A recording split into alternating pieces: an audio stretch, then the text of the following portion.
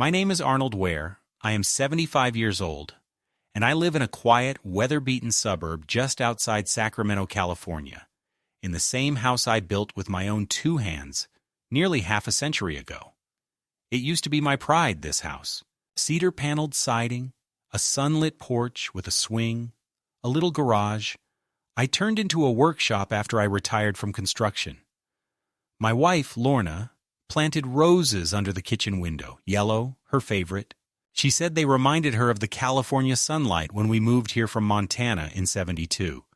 She passed 8 years ago, and the roses are mostly dead now. Some mornings I still water the dirt, out of habit more than hope. The days have gotten very quiet. That's what they don't tell you about getting old. It's not just the aches or the pills or the way your body betrays you without warning.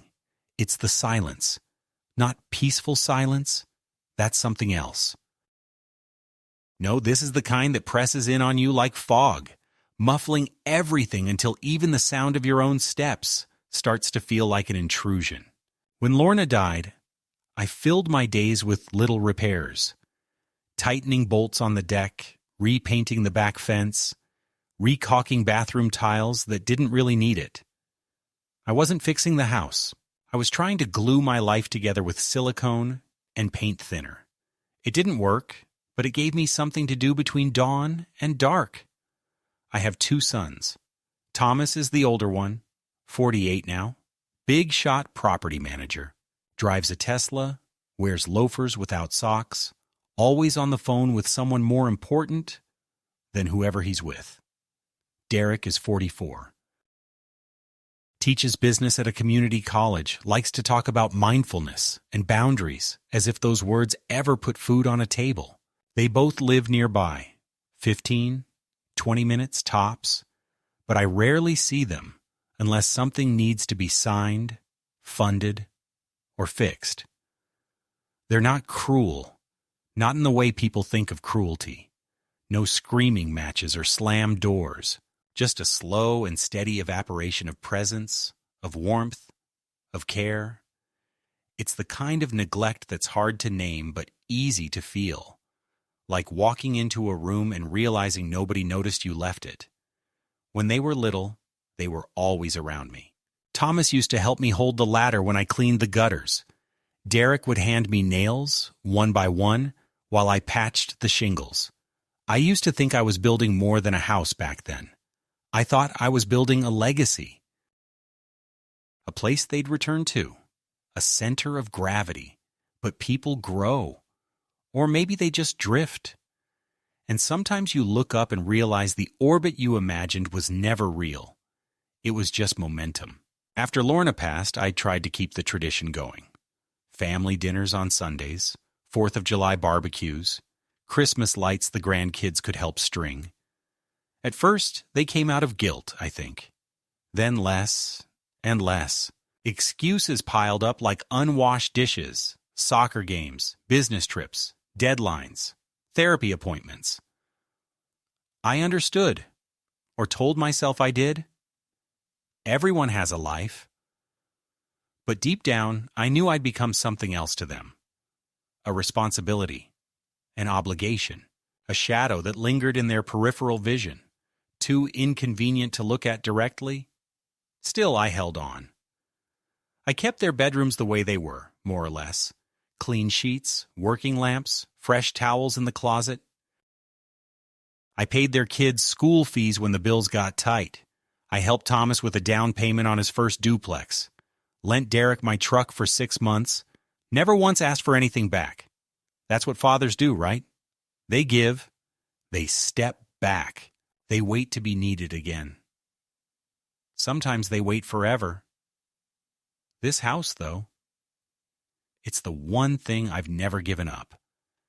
Every floorboard tells a story. Lorna and I painted the master bedroom pale green the summer she beat breast cancer. The dent in the living room wall came from Thomas, throwing a football indoors after I'd told him not to. The garage door still creaks, the way it did when Derek accidentally drove into it in '96, coming back from his first date.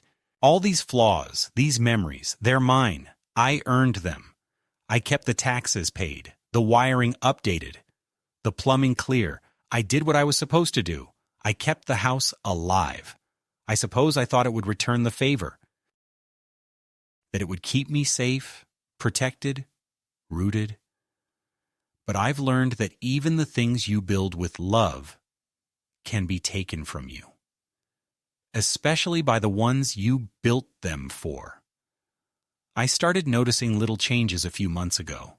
Thomas would stop by more often, usually unannounced. He'd walk through the rooms like a realtor, tapping on walls, peeking in closets, muttering things like great square footage and just needs minor updating. Derek started dropping hints about downsizing and retirement communities with social programs. They both started bringing up my health more than usual. Dad, what if something happens and no one's there? You should have a plan, Dad. It's not safe to live alone at your age. They always said it with smiles, with concern, like they were trying to sell me something sweet. But I know when I'm being softened up. I've been in construction. I know the smell of demolition before the hammer even hits. Still, I didn't think they'd actually do anything. Not really. Not until Thomas asked if he and his family could stay with me for a few weeks. Just until their roof was repaired after a supposed leak. I said yes, of course I did. That's what fathers do. That's what I do. I said yes because I still believed that family meant something. Because I was lonely. Because I wanted to believe I still mattered. And for a little while, it almost felt like I did. The house was full of life again. Laughter, footsteps, the clatter of dishes, cartoons blaring in the morning. I told myself it was worth it. Even when I couldn't find space in my own kitchen. Even when they asked me to sleep in the guest room so the kids could have more consistent bedtime routines. I said yes, always yes. Then the guest room became too close to the noise, and they moved me to the den. Then, from the den to the garage. Just for a night or two, Dad. We'll bring in a space heater. It's just until we figure things out. I slept next to my toolbox and a bag of old mulch. I told myself it was temporary. It wasn't. It started with a knock. Not a loud, urgent knock, but the kind that feels rehearsed, casual, almost apologetic. I opened the door to find Thomas standing there, wearing that same artificial smile he always put on when he had something to ask. Behind him was his wife, Meredith, looking uncomfortable in yoga pants and holding a plastic storage bin like a peace offering. I hadn't seen either of them in months, not since Christmas, when they stopped by for exactly 27 minutes, dropped off a generic sweater I never wore, and left before the pie had even been cut. "Hey, Dad," Thomas said, stepping over the threshold without waiting for an invitation. "Got a minute?" I stepped aside and let them in, already feeling the old, familiar sensation creeping into my chest, the one that always came when my own home began to feel less mine. Meredith hovered in the entryway like she was waiting to be told where to stand. Thomas didn't hesitate. He made himself at home on the couch, legs crossed, like he'd done it 1,000 times this year, though it had probably been close to 12 months since he'd last sat there. He started with pleasantries. How was I feeling? Had I been taking my blood pressure meds? Was the furnace still making that noise? I nodded, answered politely, even smiled once. But I knew better than to think this visit was about me. Thomas didn't come unless something was wrong, or unless he wanted something. And sure enough, after Meredith had gone to the kitchen under the pretense of checking how much counter space you've got, he cleared his throat and leaned in like we were sharing a secret. "So listen, Dad. We've run into a bit of a situation with the house." I didn't say anything, just waited. "The roof," he continued. "It's leaking badly, and the contractor can't start for another 3 weeks, maybe longer. And with the twins and Meredith's mom visiting next month, we're kind of in a tight spot." I stared at him, trying to find the part where this affected me.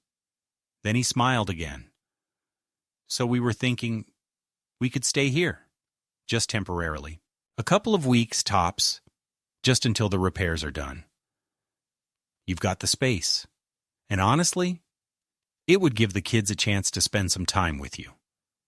They miss you, Dad. That was the first lie. I hadn't seen the twins since they turned 12. They were 16 now. The last time they were here, they'd spent the entire visit on their phones, not saying more than a dozen words to me. But I nodded slowly. I didn't want to be difficult. I didn't want to say no and feel like the bad guy. Sure, I said, of course, whatever you need. The next day they moved in. Not just Thomas and Meredith and the twins, but boxes, bins, racks of clothing, 2 laptops, 3 gaming consoles, and a golden retriever named Pepper that I didn't even know they had. Within hours, my house was no longer my own. My reading chair had been relocated to make room for the dog's bed. My kitchen counter, once empty except for a coffee pot and toaster, was cluttered with protein powder tubs, meal prep containers, and Meredith's collection of herbal supplements.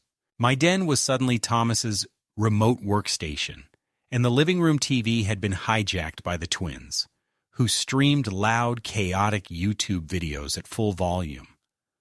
I told myself it was fine. I reminded myself they were family, that it was temporary. I even smiled and cooked dinner that first night. Meredith thanked me, but quickly added that they'd be using their own ingredients from now on, something about Thomas's keto cycle and sodium sensitivity. On the 3rd day, Thomas approached me after dinner with a sheepish look. Hey, Dad, quick favor. The twins are having trouble sleeping. That back guest room. It's right next to the kitchen, and the fridge makes this weird noise. Meredith thought maybe they'd sleep better in your room. Just for a little while. I opened my mouth to object, but he raised his hands, palms up. Just a few days, I swear. You can use the den in the meantime. We'll even set up a cot. And like that, my bedroom was no longer mine. I tried to make the best of it. I moved some of my clothes into the hall closet and told myself that any father would do the same. The cot was uncomfortable, and the den smelled faintly of old paint and dog food. But I didn't complain. I even told them I liked the change of scenery. It felt like lying to a landlord just to keep the rent cheap. I tried to stay out of the way, to be invisible.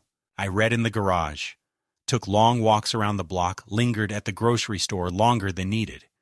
But no matter how much space I gave, it was never enough.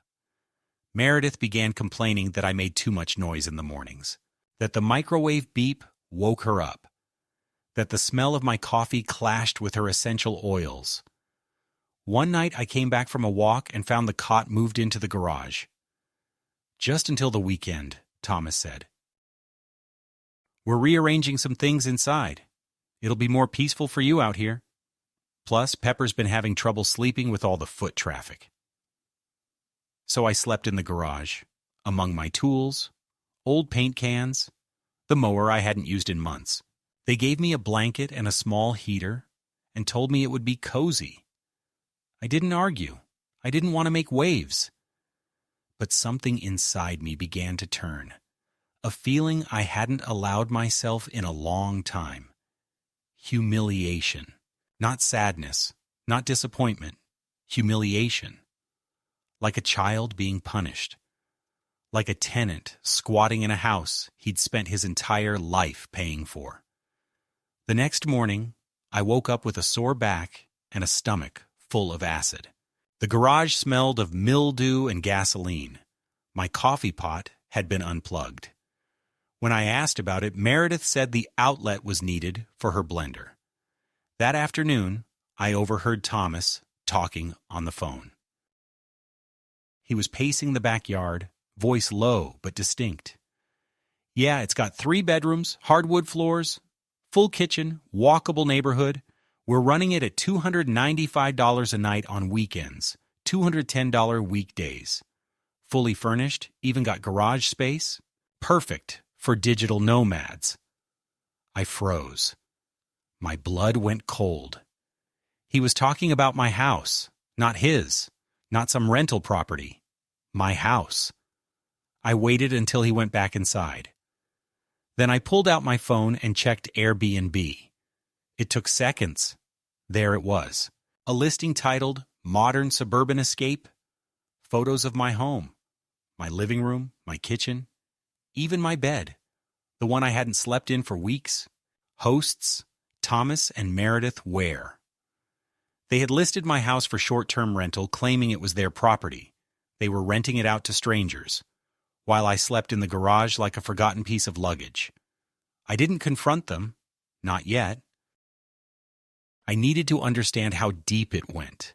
I needed to know how long they had planned this, and how much they had taken.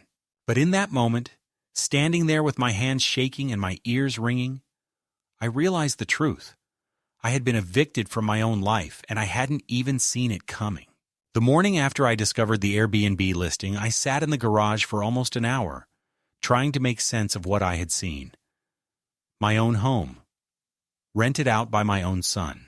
There it was, online, perfectly lit, sanitized with filters, presented to strangers as some modern oasis, while I slept beside a shelf of motor oil and a rusted workbench. It wasn't the money, though that would come later. It was the deceit. The casual, practiced kind. The kind that assumes you're too slow to notice, too tired to fight. That's what hurt the most, that they thought I was already gone in all the ways that mattered. And the worst part? I hadn't even been asked, not consulted, not informed. My signature wasn't on anything. They had simply done it, like people who believed they were entitled. I kept quiet that day. I needed more information. I knew if I confronted them now, they would spin a web of reasons and half-lies. So I watched. I listened. That evening, a young couple arrived, early 30s, beaming, dragging 2 stylish roller suitcases behind them. Meredith greeted them at the door, all smiles and professional enthusiasm. "Welcome. Please make yourselves at home. The coffee is locally roasted. The streaming passwords are on the fridge." They didn't see me in the garage.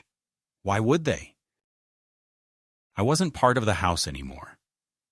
I was an afterthought, a background object not worth mentioning.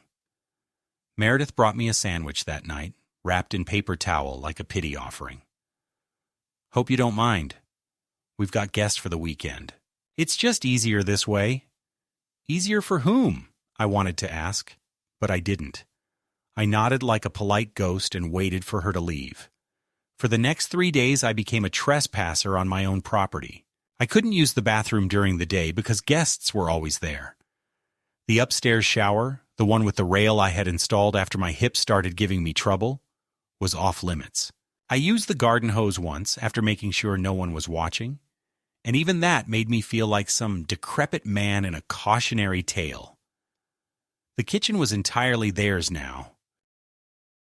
I was allowed a shelf in the garage mini-fridge where I kept a carton of eggs, a jug of milk, and some instant noodles.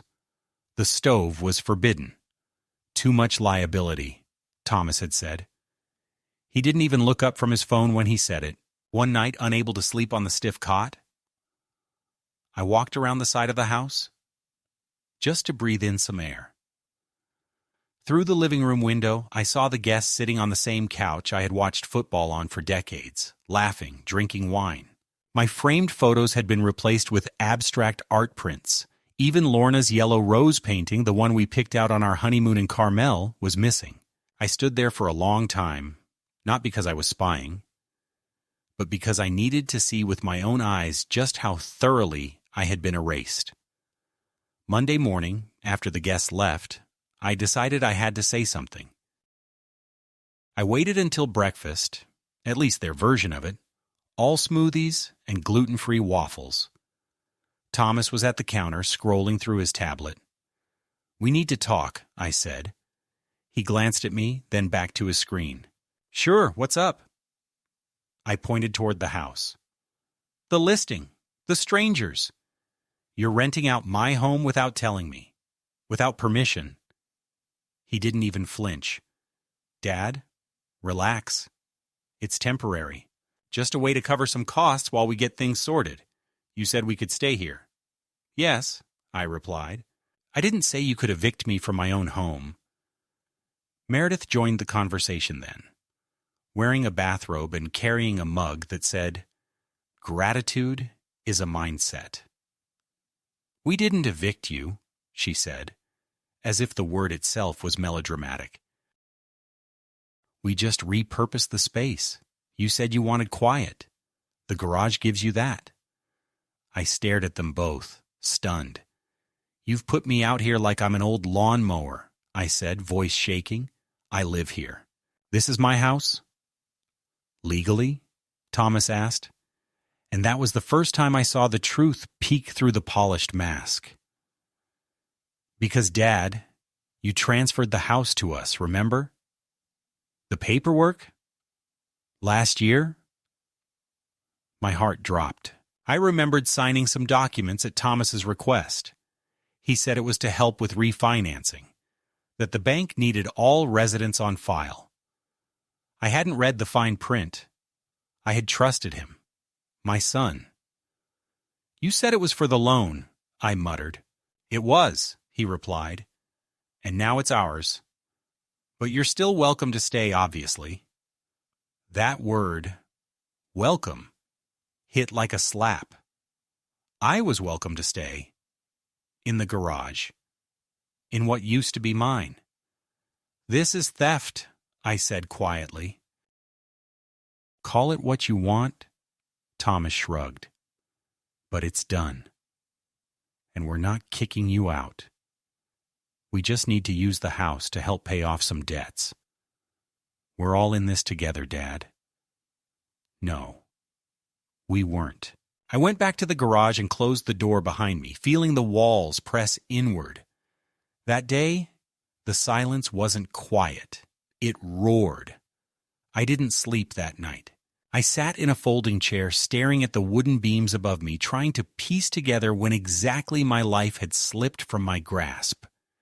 How many yeses did it take to erase a person? How many signatures does it take to dismantle a legacy? The next morning, Derek showed up. I hadn't seen him in over 6 months, not since he borrowed my ladder and never returned it.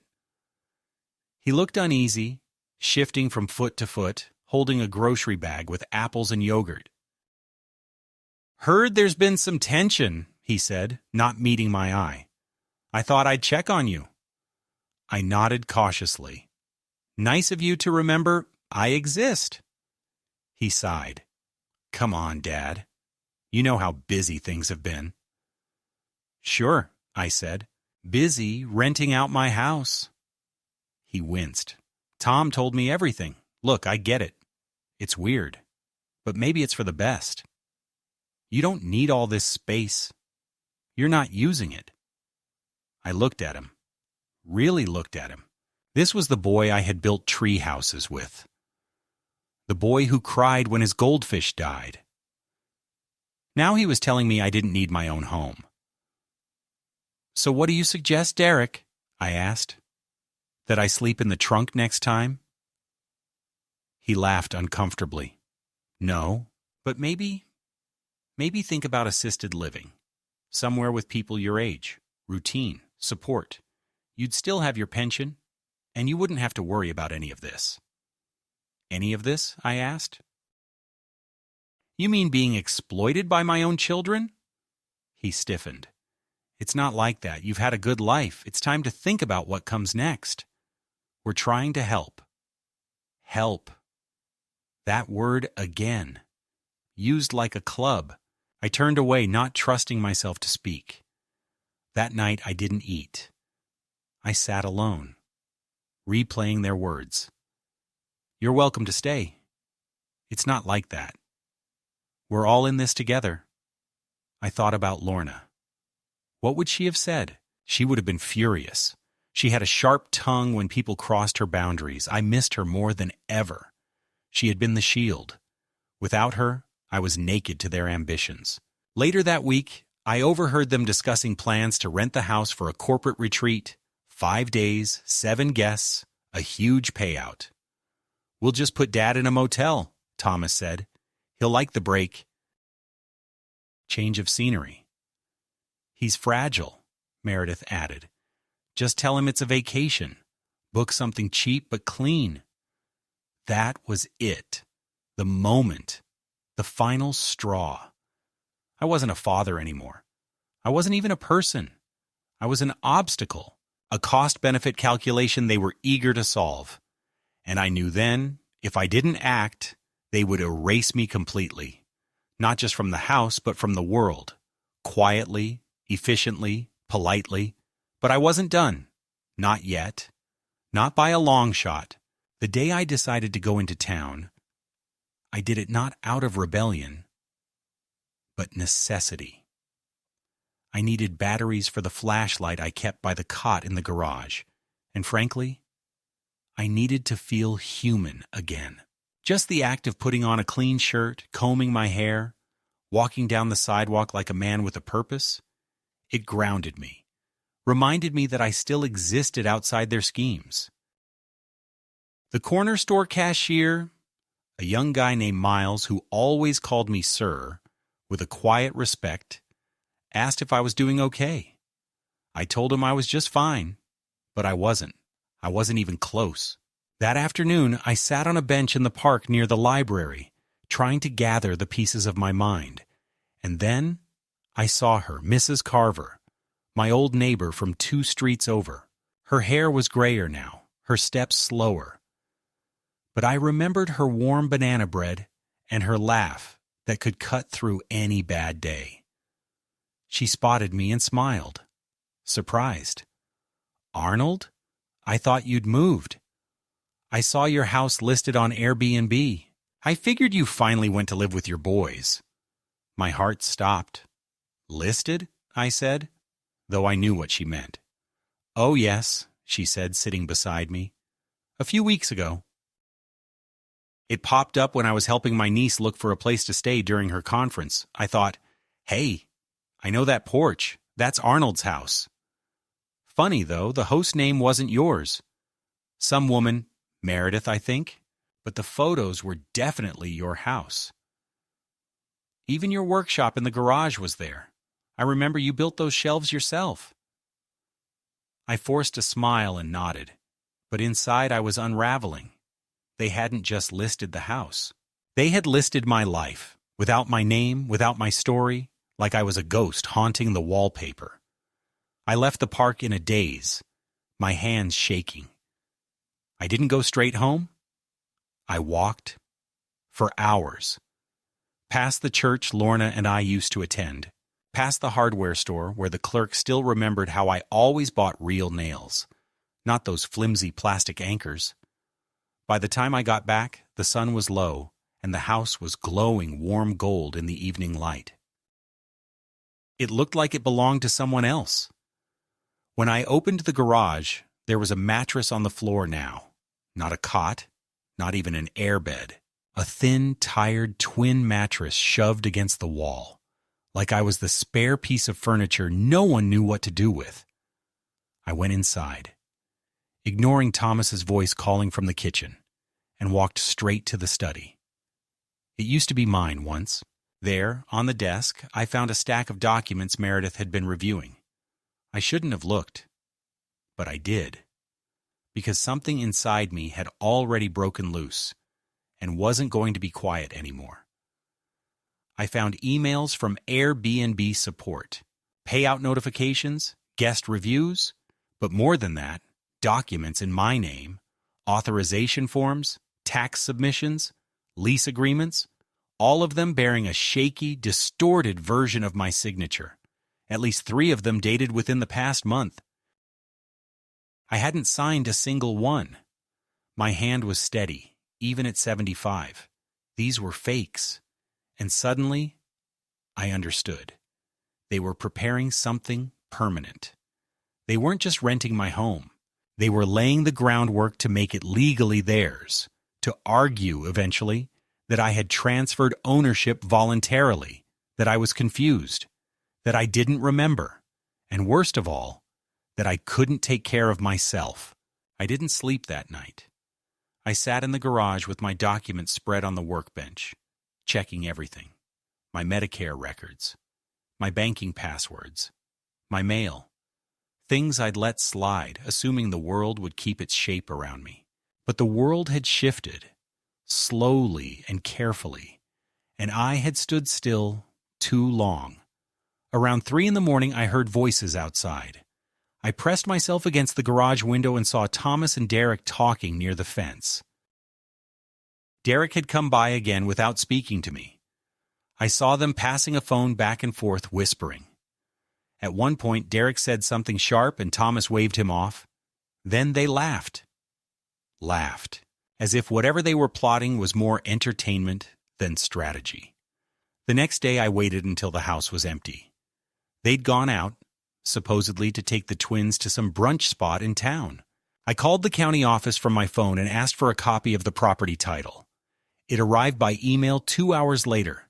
My name was nowhere on it. Meredith and Thomas Ware, listed as full legal owners. The house I had built, repaired, protected for nearly 50 years had been stolen in plain sight. And I had handed it over like a fool, thinking I was helping my son through a refinance. I felt the blood drain from my face. My mouth went dry. I was a guest now, a guest without rights, without power, without even a key to his own door. But it didn't end there. That evening, Meredith handed me an envelope. "We've booked you a place," she said as if it were a gift, "for next weekend. Just a little break. Get away from the chaos. You'll love it. It's in Redding. Nice little motel. They have a continental breakfast." I opened the envelope and stared at the reservation receipt. 3 nights, paid in full. Room 104. She smiled sweetly, then added, "Oh, and don't worry. We'll watch the house while you're gone." I nodded slowly. My throat was tight. "Just out of curiosity," I asked, "what dates are those?" She answered cheerfully, "Friday through Sunday. The house is booked for a team-building retreat. Some startup guys. They paid extra for extended checkout. It'll help with the mortgage." I didn't ask whose mortgage. I already knew. That night, I called the only person I trusted outside of blood, Wes Hartley, an old friend from my construction days, now a semi-retired notary, and one of the smartest people I knew. He'd helped me with paperwork after Lorna died. I told him I needed to meet. He didn't ask questions. "Tomorrow morning," he said, "bring everything." And that was when the tide turned, not all at once, not with a bang, but with a quiet, stubborn resolve that said, "This ends now." I was going to take it back, everything. And this time, I wouldn't ask. The next morning, I showed up at Wes Hartley's office carrying a battered folder filled with every document I'd managed to collect over the past week. I hadn't slept again. I didn't care. I was running on something different now, not adrenaline, not rage exactly, but a kind of urgent clarity that only comes when you realize the floor beneath you is rotten and you've only just now started falling. Wes, now in his late 60s, still had the same bark of a laugh and the same habit of stirring his coffee with a pen cap. When I entered his cluttered office, he gave me a long look, concern mixed with a kind of wary admiration. "Jesus, Arnold," he said, "you look like you've crawled out of a mine shaft." I sat down, handed him the folder, and said, "Start with the fake signatures." He didn't speak for several minutes, just read, flipping pages slowly, nodding, occasionally muttering, "uh-huh," or "unbelievable." When he finally looked up, his voice was low and sober. "They've railroaded you, Arnie. I don't say that lightly. This isn't just some technicality. This is fraud. Intentional, calculated. And it won't hold up under scrutiny." I swallowed hard, relief and dread colliding in my chest. So, what do I do? He rubbed his chin, then reached for a legal pad. First, we file a formal complaint of elder financial abuse. That's step 1. Then we get you a forensic signature analyst. We'll need to prove those documents weren't signed by you, clean, admissible, court-worthy. I'll handle that. But more importantly, we have to act fast. If they're smart, they'll try to cover their tracks, liquidate, refinance, move assets. You need to move out. Immediately. I blinked. Move out? You're in danger, Arnold. Not just of losing your house. You're in danger of being declared mentally incompetent. I sat there, numb, while he laid it all out. It was worse than I thought. Thomas and Meredith hadn't just listed the house. They'd quietly been taking over my accounts. A joint checking account had been reopened, using a form I had never seen. My mail was being rerouted. They had even filled out a DMV change of address form on my behalf, listing their home as my new residence. It was a slow erasure, a paper trail designed to make it look like I had willingly stepped aside. I hadn't. I wouldn't. Wes got on the phone with a social worker he knew from a prior elder abuse case. Within 48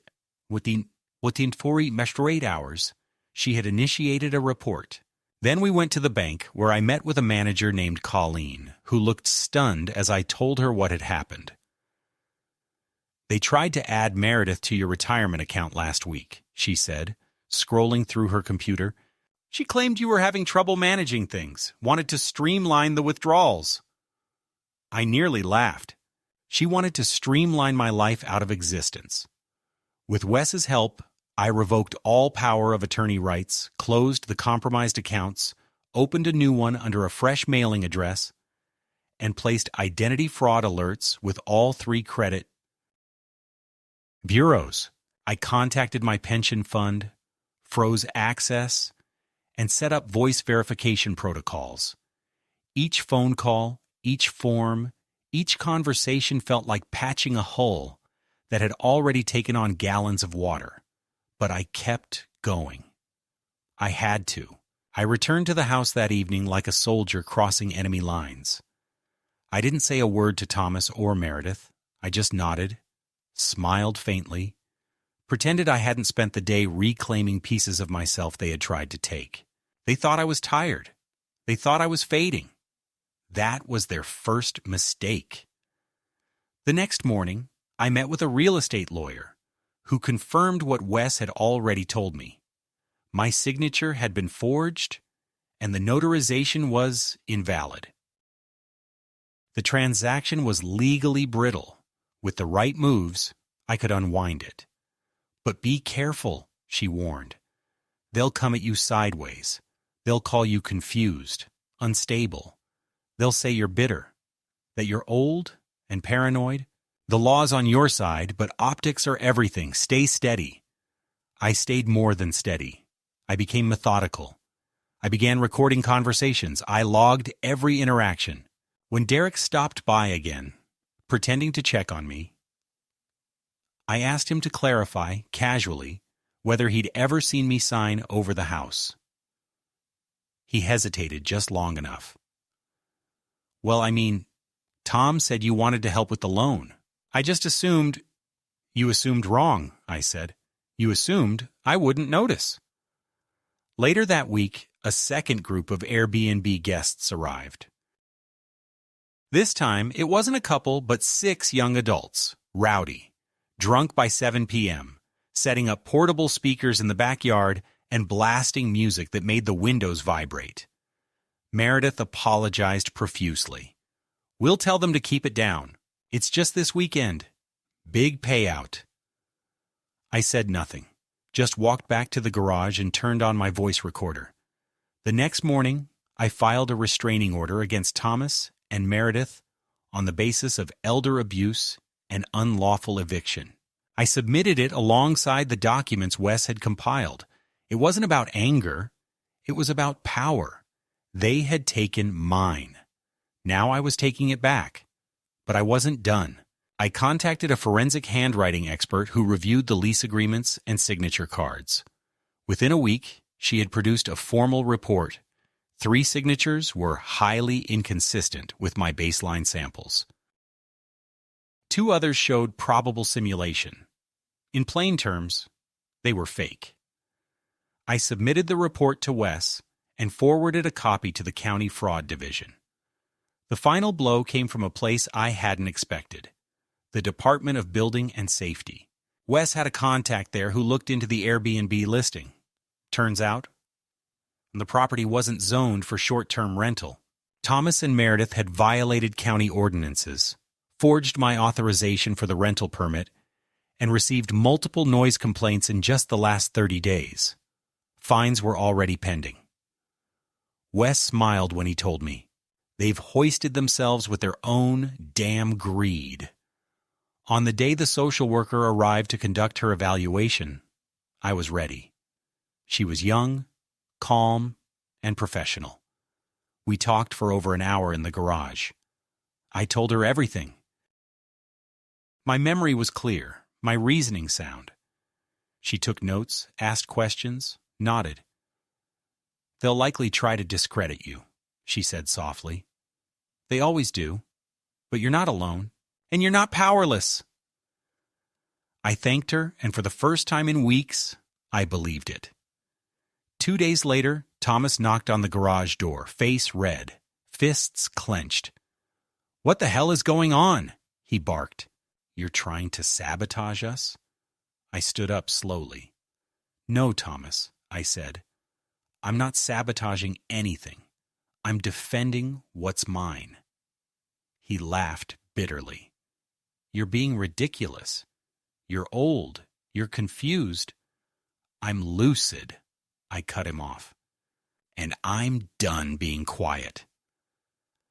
Meredith appeared behind him. "You think anyone will believe you? An old man living in a garage?" I stepped forward. "They already do. You should check your inbox." That evening, they received a cease and desist letter from my attorney. Airbnb suspended their listing. County enforcement issued a formal citation. And the bank? They froze all accounts pending investigation. Thomas and Meredith's empire, has built on entitlement and assumption, had begun to collapse. But the most satisfying moment came a few days later, when I received a letter from the district attorney's office. They were opening an inquiry into elder exploitation and property fraud. I folded it carefully, placed it beside Lorna's wedding photo on the workbench, and sat down. Outside, the evening sun cast long golden shadows across the yard. The same yard I'd mowed every Sunday for 4 decades, and for the first time in years, I felt the house start to come back to me. Not fully, not yet, but soon. I knew the day would come when they'd push back, but I didn't expect it to be so theatrical. It was a Friday afternoon when Thomas and Meredith came barreling into the garage, like they owned not just the house, but the very right to the air I breathed. Their faces were flushed, not with shame, but with the frantic desperation of people who suddenly realized the game they thought they were winning was already lost. Thomas slammed a folder onto the workbench beside me, knocking over my coffee. "What the hell is this?" he demanded, voice strained, nearly shaking. I looked down at the papers he had shoved forward, copies of the DA's inquiry notice, the suspension from Airbnb, the citation from the county zoning board. "It's justice," I said calmly, though my pulse was hammering in my ears. "It's what happens when you think you can steal from someone and smile while you do it." Meredith stepped in closer, her voice shrill and trembling. "You think we don't know what you're doing? Talking to lawyers? Social workers? You're trying to ruin our lives, Arnold. Your own son's life." I looked at her, at the veins standing out in her neck, at the rage curling her mouth into a sneer, and I realized I didn't recognize her anymore. Not even as a daughter-in-law. not as anything. I'm reclaiming mine, I answered, and for once I didn't raise my voice or apologize for the firmness in it. You took everything, my home, my space, my name, my dignity, and you sold it by the night to strangers. You lied, you forged, and you treated me like a piece of furniture in a house you never built. Now you're angry because I didn't just vanish like you planned. Thomas threw his hands up, pacing like a caged animal. This is insane. You're overreacting. None of this had to happen if you just let us help. The word hit me again like a slap. Help. That poisoned, smiling word they always used when they meant control. I don't need your help, I said. I needed your respect. You couldn't give it, so now you'll give me something else. Space. You're senile, Meredith snapped. You're not thinking straight. We have doctors who can confirm. I stepped forward, just enough to make her stop mid-sentence. I've already undergone evaluations, independent ones, from people with no stake in your lies. I am of sound mind, and every move I've made is legally protected. If you try to push further, you will not only lose this house, you will face criminal charges. Her mouth opened, then closed. Behind her, Thomas rubbed his eyes with both hands and finally said, in a quieter voice, "So what happens now?" I didn't answer right away. I turned to the workbench, opened my own folder, and handed him a copy of the formal notice of eviction. You have 30 days to vacate the property. That's per court order. I will not appeal. I will not discuss it. You violated every boundary I had left, and now I am drawing the only line that matters. You're done here. They didn't scream after that. They stood in stunned silence, as if they had just walked into the final scene of a play they thought they were directing. I saw the realization dawn, especially in Thomas. This wasn't a bluff, and I wasn't an old man clinging to dusty pride. I had outmaneuvered them. I had gathered evidence, marshaled allies, documented everything. I had beaten them at their own game. They left without another word, and that night the garage felt less like a cage and more like a war room where a final battle had been won. But the climax didn't end there. The next day I received a letter from the joint family attorney. Apparently, Thomas and Meredith were contesting the reversal of ownership. They were claiming coercion, undue influence, even dementia. Their lawyer attached a bundle of falsified doctor's notes, some I had never seen before, claiming I had been in cognitive decline for years. I brought the letter straight to Wes. He barely glanced at it before shaking his head and saying, "This is desperation. They're out of moves and grabbing at shadows." Still, we acted. We scheduled another cognitive evaluation immediately, this time with a forensic psychiatrist. The test lasted almost 4 hours. Memory, reasoning, emotional stability, comprehension, problem solving. It was more grueling than any physical labor I'd done in the last 10 years. But I passed, not just sufficiently, but with notes from the doctor affirming clarity, emotional resilience, and independence. The report was added to the case file. The legal foundation they were building collapsed under its own falsity. A week later, I came home from a meeting with Wes to find the front yard strewn with trash, shredded documents, torn photographs, food wrappers. My mailbox had been smashed in. The windows of the garage bore greasy handprints. I didn't call the police. I simply took photographs, logged everything, uploaded the images to a shared file with Wes and the DA's office. These weren't tantrums. They were admissions of guilt. And I wouldn't be baited. The final confrontation came not with shouting or chaos, but silence. 2 weeks before their court-mandated move-out date, Thomas returned alone. He stood at the garage door, hat in hand, like a child caught cheating at school. "I just want to talk," he said. I opened the door, said nothing, and let him step in.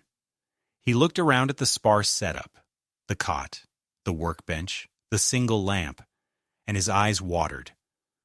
"I didn't think it would get this far," he said. "We were just trying to get ahead. We thought—" "You thought wrong," I said. "You thought I'd roll over and vanish. You thought I was too old, too tired, too soft to fight.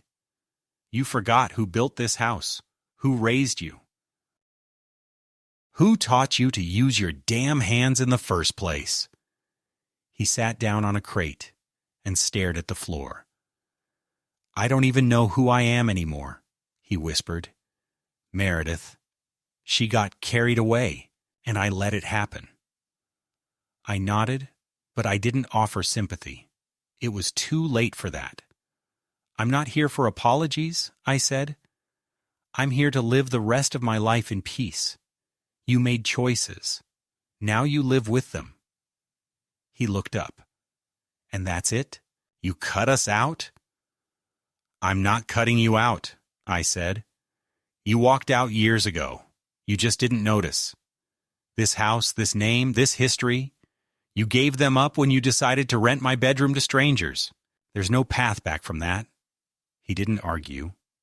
He just stood up, nodded, and left. When the garage door closed behind him, I exhaled a breath I hadn't realized I'd been holding for months. Not from fear. From waiting. For justice. For the wheel to turn. It had turned. And for the first time since Lorna passed, I felt something deep and unexpected in my chest. Relief. Not triumph. Not vengeance. Freedom. The morning after they left, I stepped into the house like a man returning to a memory he wasn't sure was still real. The silence inside wasn't hostile anymore. It was clean, open, full of space that belonged to me again. My old chair was still missing, replaced months ago by one of those boxy beige things Meredith thought looked minimalist. But the floor still creaked the same way, and the sun still spilled through the kitchen window in that familiar golden streak Lorna used to call God's light. I stood there for a while, letting it all settle. The furniture could be replaced. The damage could be fixed. The betrayal would take longer. But for the first time in months, I didn't feel like I was trespassing in my own skin. I was home. Not the physical structure, but the sense of dignity that had been buried under layers of deceit and manipulation. I moved through each room slowly, noting what was gone, what had been moved, what had been carelessly discarded. In the guest room closet, I found an old box with my name scratched on it in Thomas's handwriting.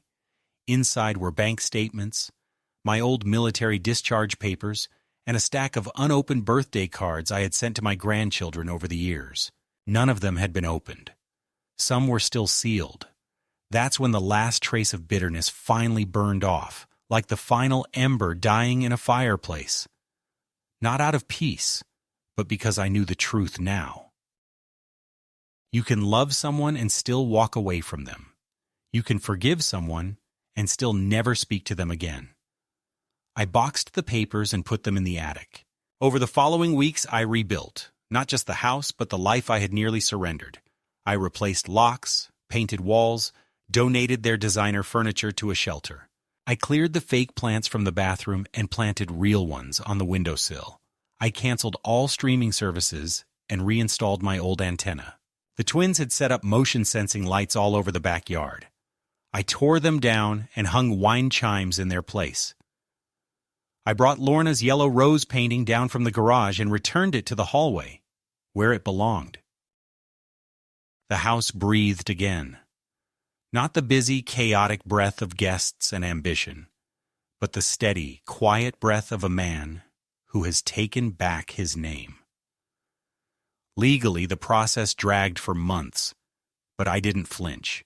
The DA's office confirmed their investigation was moving forward. I didn't press for jail time. I didn't want spectacle. I wanted silence. I wanted peace. I sold the house 6 months later, not out of defeat, but because I was ready. Ready to be somewhere they had never been, where their footprints didn't stain the ground. I bought a small river cottage up north, a 2-bedroom place with a porch that faces the water, and an old fireplace that smokes unless you open the flue just right. The locals call me Mr. Ware.